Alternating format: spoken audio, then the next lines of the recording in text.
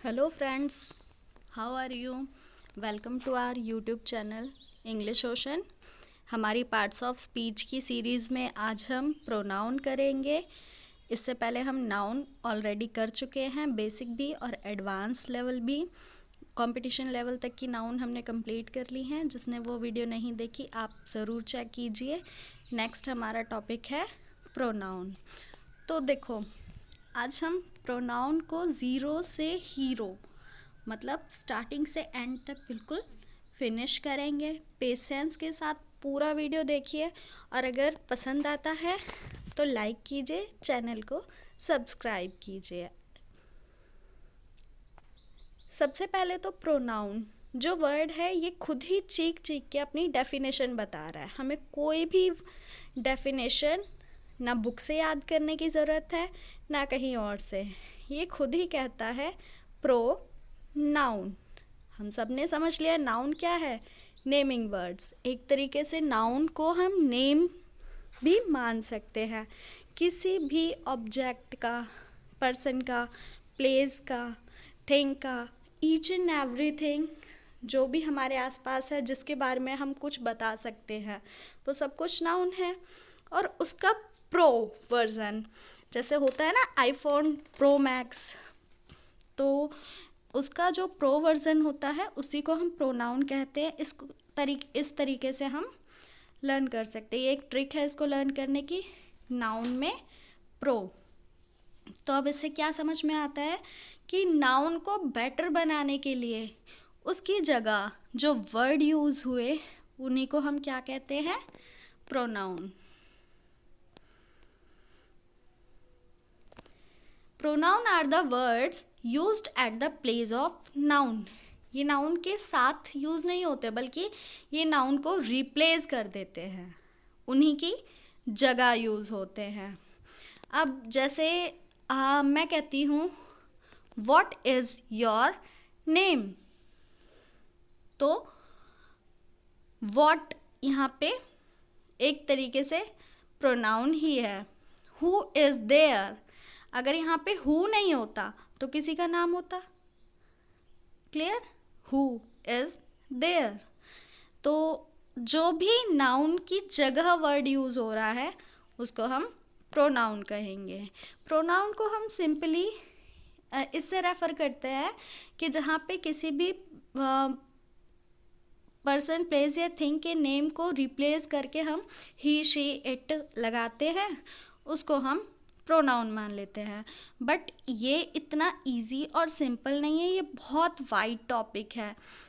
बस एक हिंट को हमने पकड़ के रखना है कि जहाँ पे भी किसी का नाम आना था और हमने कुछ और वर्ड लगाया तो वहाँ पे क्या यूज़ हुआ, प्रोनाउन। क्लियर। नेक्स्ट इसके पार्ट्स करते हैं। नाउन के 6 पार्ट हैं, इसको हमने अपनी कन्वीनियंस के लिए 6 पार्ट में डिवाइड किया है।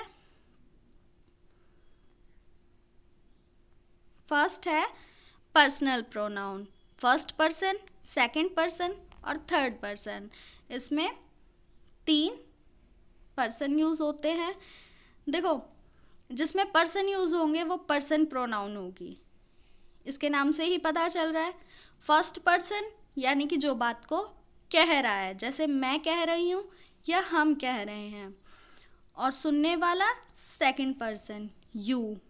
थर्ड पर्सन होता है जिसके बारे में बात की जाती है, ही, शी, इट, यानी कि जो वहाँ पे उस टाइम प्रेजेंट नहीं है कन्वर्सेशन में, उसको हम थर्ड पर्सन मानते हैं। सेकेंड टाइप है हमारा इसका इंटेरोगेटिव प्रोनाउन। अभी जैसे मैंने आपको बताया ना, हु आर यू, तो इसमें जो हु है वो नेम को रिप्लेस करता है। व्हाट इज़ दिस, जैसे मैं आपको इसको एग्जाम्पल से बताती हूँ, एग्जाम्पल से बेटर अंडरस्टैंड कर पाएंगे। व्हाट इज दिस, ठीक है। व्हाट इज दिस, मान लो मैं यहाँ पे कह रही हूँ दिस इज मैंगो, तो दिस भी सेम रहा, इज भी सेम रहा, वॉट की जगह क्या आया, मैंगो। क्लियर? तो इसने मैंगो को रिप्लेस किया, किसको, मैंगो को। तो इसलिए यहाँ पे क्या है, इंटेरोगेटिव प्रोनाउन। नेक्स्ट पार्ट है हमारा, नेक्स्ट टाइप इसका आता है इंडेफिनेट प्रोनाउन। देखो, इंडेफिनेट का मतलब होता है अनिश्चित, जिसमें हमें किसी का नेम नहीं पता। अब वो कोई भी हो सकता है, समवन, एनी, मैनी, समथिंग। तो इस तरीके का जो इंडेफिनेट डिटरमाइनर होते हैं ना हमारे, वही इंडेफिनेट प्रोनाउन में यूज़ होते हैं। जैसे मैंने कहा समवन एट द डोर, अगर मुझे नाम पता होता तो मैं नाम बताती, Hema is at the door. पर मुझे नाम नहीं पता था तो मैंने वहाँ पे समवन लगाया, तो समवन किसकी जगह यूज़ हुआ, उस इंसान के नाम की जगह। तो इसलिए उसके नेम को इसने रिप्लेस किया है, इसलिए ये इंडेफिनेट प्रोनाउन है। रिलेटिव प्रोनाउन, ये देखो सब की जो डेफिनेशन है ना, वो इनके नाम में ही छुपी है। हमें कुछ भी लर्न करने की ज़रूरत नहीं है, बस देखते जाओ, समझते जाओ। नाउन को जो प्रोवर्जन दे वो प्रोनाउन, पर्सन के बारे में जो बताए वो personal pronoun, first person, second person, third person. Interrogation जो करे, मतलब इसमें क्वेश्चन पूछा जाएगा एक तरीके से, दिस इज इंटेरोगेटिव प्रोनाउन। और इंडेफिनेट हो, कुछ भी यहाँ पे निश्चित नहीं पता होगा, वो हमारी इंडेफिनेट प्रोनाउन। उसके बाद नेक्स्ट आती है रिलेटिव प्रोनाउन। ये रिलेटिव होते हैं ना, फैमिली मेम्बर्स, तो ये रिलेशन बताती है, कनेक्शन। आगे इनको डिटेल में भी समझेंगे।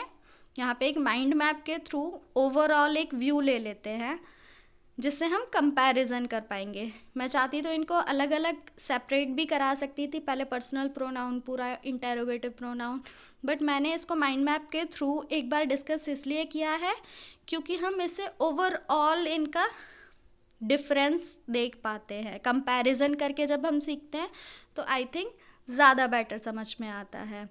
डेमोन्स्ट्रेटिव प्रोनाउन, डेमोन्स्ट्रेटिव का मतलब होता है एक तरीके से संकेत देना, इशारा करना, दिस, दैट, दीज, दोज, इसमें इस तरीके के प्रोनाउन यूज़ होते हैं। तो डिटेल में इनको आगे हम करेंगे, डोंट वरी। रिफ्लेक्सिव प्रोनाउन होती है जिसमें हम अपना खुद का रिफ्लेक्शन होता है ना, प्रतिबिंब, जैसे कि जिसमें खुद, हिंदी जो वर्ड होते हैं खुद का, वो यूज़ होते हैं, तो वहाँ पे होती है रिफ्लेक्सिव प्रोनाउन। एक ओवरऑल व्यू सभी का आ गया होगा।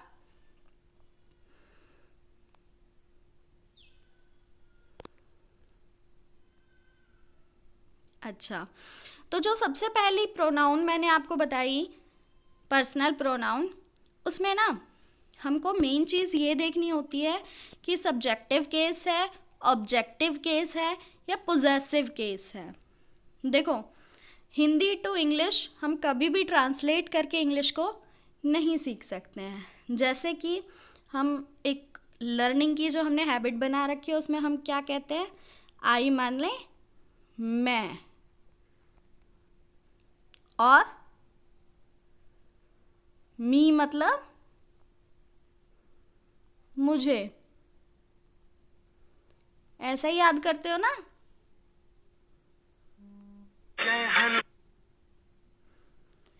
ऐसे ही याद करते हो, आई मतलब मैं, मी मतलब मुझे। तो क्या अगर मुझे कहना हो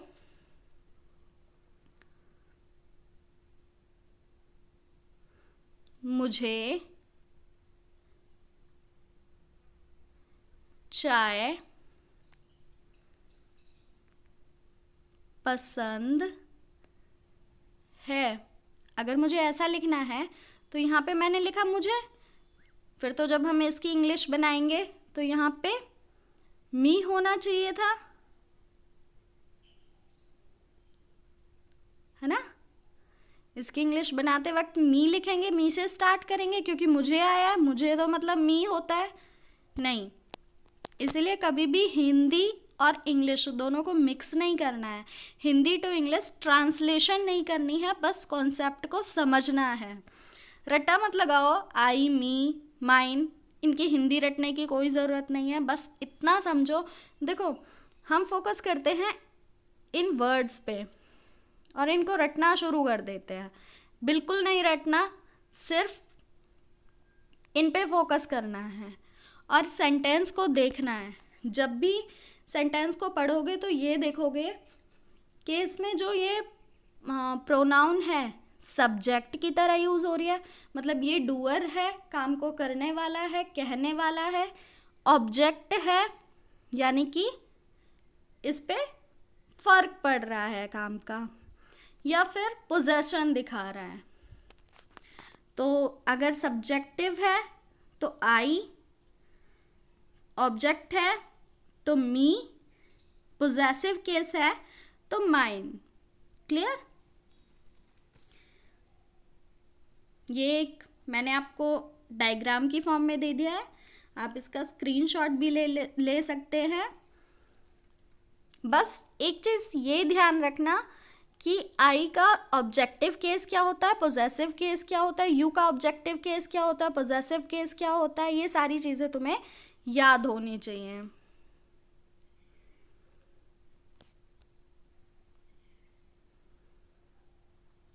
वेट अ मिनट। ओके, अब सब्जेक्टिव केस और ऑब्जेक्टिव केस में बहुत कन्फ्यूज़न हो गई होगी, तो उसको क्लियर करने के लिए यहाँ पे एक एक्सरसाइज करके देखते हैं। देखो, I work in an office. काम कौन करता है? आई। तो यहाँ पे सब्जेक्ट कौन है? आई। तो यहाँ पे सब्जेक्टिव केस आया है आई, इसलिए मी नहीं लगा क्योंकि यहाँ पे ये एज ए सब्जेक्ट यूज़ हुआ है। क्लियर? अब इसको देख लेते हैं। He calls me every day. यहाँ पे सब्जेक्ट कौन है? ही। और यहाँ पे मी क्या है? ऑब्जेक्टिव केस, इसलिए यहाँ पे आई ना आके मी यूज़ हुआ है। यू आर फनी, किसके बारे में बात हो रही है? यू। तो यहाँ पे ये सब्जेक्टिव केस है। वैसे यू जो है वो सब्जेक्टिव ऑब्जेक्टिव दोनों केसेस में सेम रहता है। Next sentence, he lives in a house. Subject कौन है? ही। तो यहाँ पे सब्जेक्टिव केस आया, give it to him after class. Class के बाद उसको ये देना।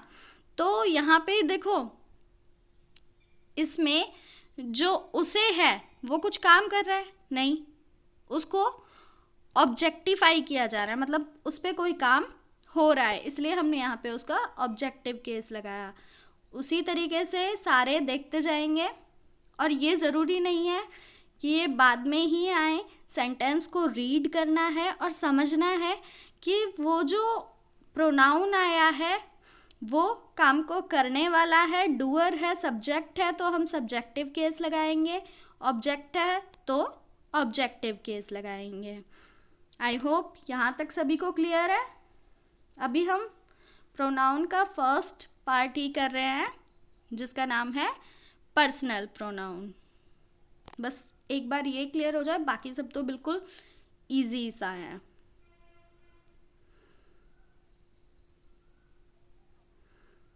ओके, देखो यहाँ पे एक एक्टिविटी है, बैन हेल्प सारा विद होमवर्क।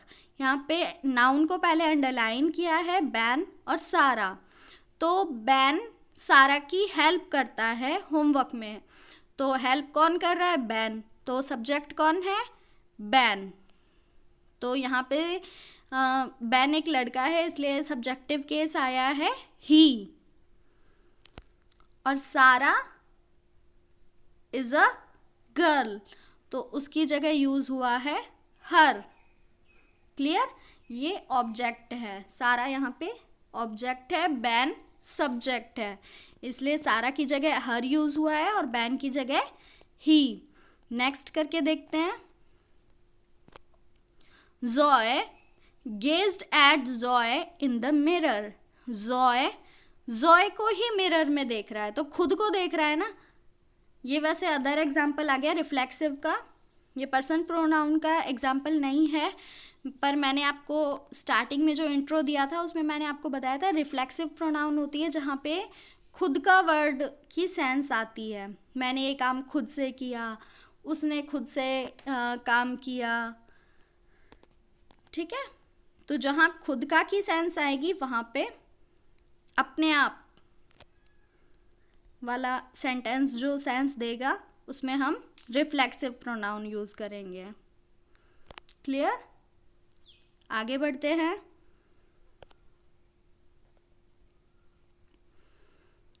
एक बार फिर से कंपैरिजन करके देख लीजिए। आई सब्जेक्टिव केस है, उसका ऑब्जेक्टिव केस होता है मी।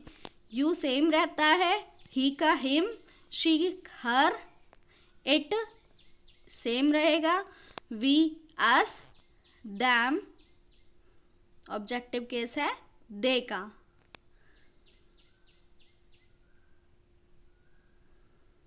ओके, अब यहाँ पे आपके आ गए रिलेटिव प्रोनाउन।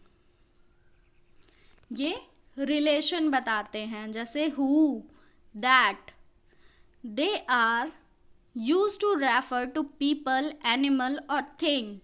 ये किसी भी पीपल, लोगों को, एनिमल जानवरों को और वस्तुओं को रिलेट करने के काम आते हैं, रेफर करते हैं ये। जैसे एग्जाम्पल से समझते हैं, this is the boy who helped me. ये वही लड़का है जिसने मुझे हेल्प किया, हु। तो यहाँ पे हु बता रहा है रिलेशन उस लड़के का जिसने हेल्प की। क्लियर? उसके बारे में डिटेल बताई है। The book that I am reading is very interesting. Book बहुत इंटरेस्टिंग है वो जिसको मैं रीड कर रहा हूँ। अब वो बुक बहुत इंटरेस्टिंग है, तो इसके साथ रिलेटिव प्रोनाउन दैट यूज़ हुआ है। विच, वैन, वेयर, ये सभी रिलेटिव प्रोनाउन के एग्जाम्पल हैं।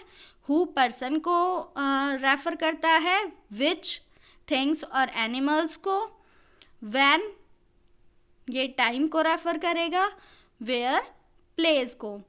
अब यहाँ पे एक एक्सरसाइज है, इसको फिल करते हैं।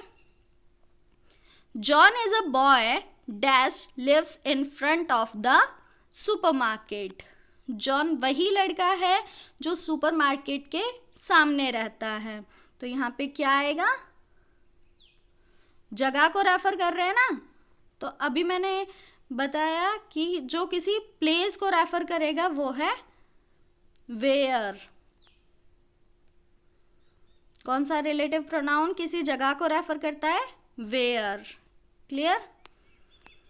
Next, the green armchair is dash my granddad usually sits on। अब ये थिंग को रेफर कर रहा है, तो इसके लिए मैंने क्या बताया है? विच। विच किसी भी थिंग या एनिमल को बताएगा। Clear?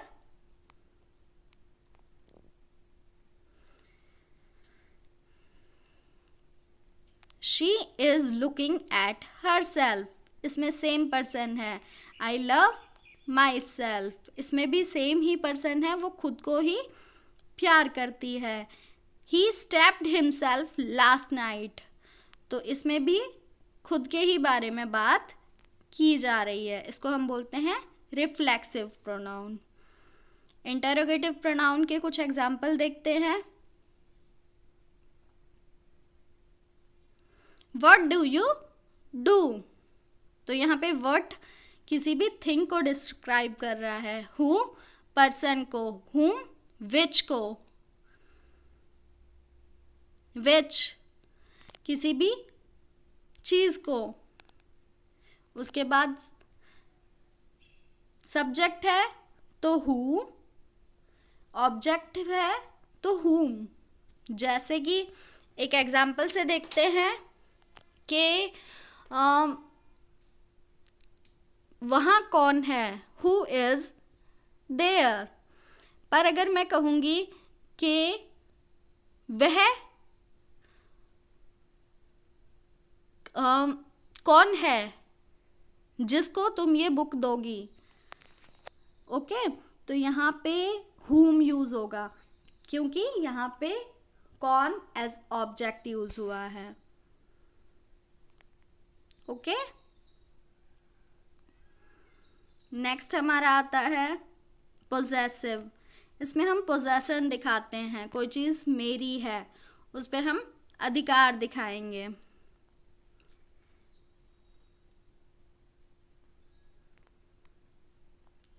My sister has got a dog. Her dog is brown. उसका डॉग, ठीक है। I have got a book. My book is green. यहाँ पे ना तो हमने माइन लगाया क्योंकि माइन एक ऑब्जेक्टिव केस है, क्लियर। रिफ्लेक्सिव प्रोनाउन में आता है वो। I have got a bedroom. My bedroom is pink. ठीक है, ये कुछ एग्जाम्पल हैं, ये एक्सरसाइज आपको सॉल्व करनी है खुद से।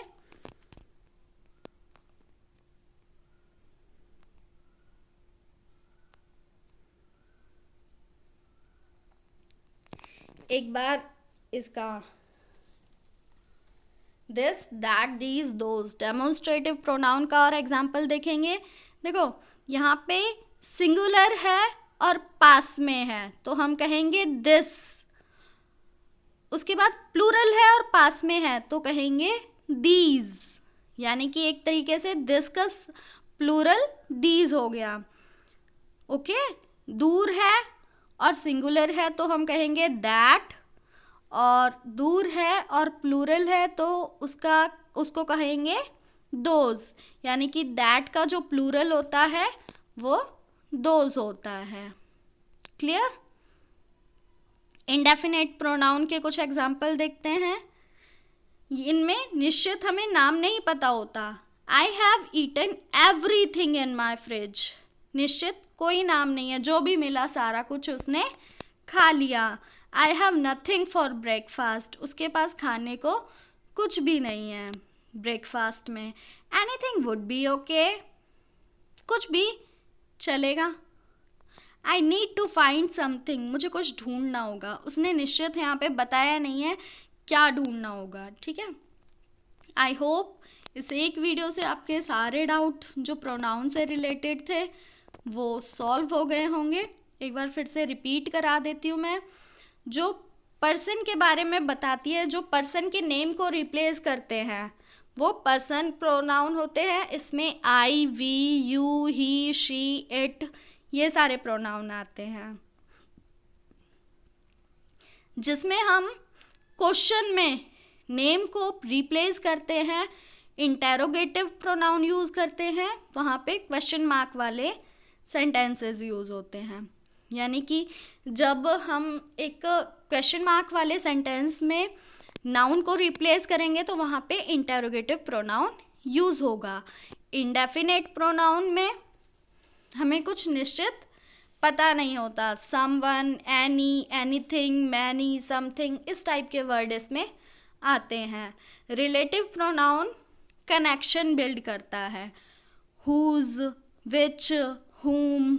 इसमें जो हु होता है वो पर्सन को बताता है, विच नॉन लिविंग थिंग्स को बताता है, और हुम उसका ऑब्जेक्टिव केस होता है। डेमोन्स्ट्रेटिव प्रोनाउन में this, that, these, those word use होते हैं। पास की चीज़ों को दिखाने के लिए दिस और दीज यूज होता है। दूर की चीज़ों को दिखाने के लिए दैट और दोज यूज होता है। दिस का प्लूरल दीज है, दैट का प्लूरल दोज है। उसके बाद लास्ट हमारा है रिफ्लेक्सिव प्रोनाउन। ये इसका एक कीवर्ड है खुद, उसने खुद से काम किया, मैंने खुद से काम किया, जिसमें खुद वर्ड आता है वो हमारा रिफ्लेक्सिव प्रोनाउन हो गया। क्लियर?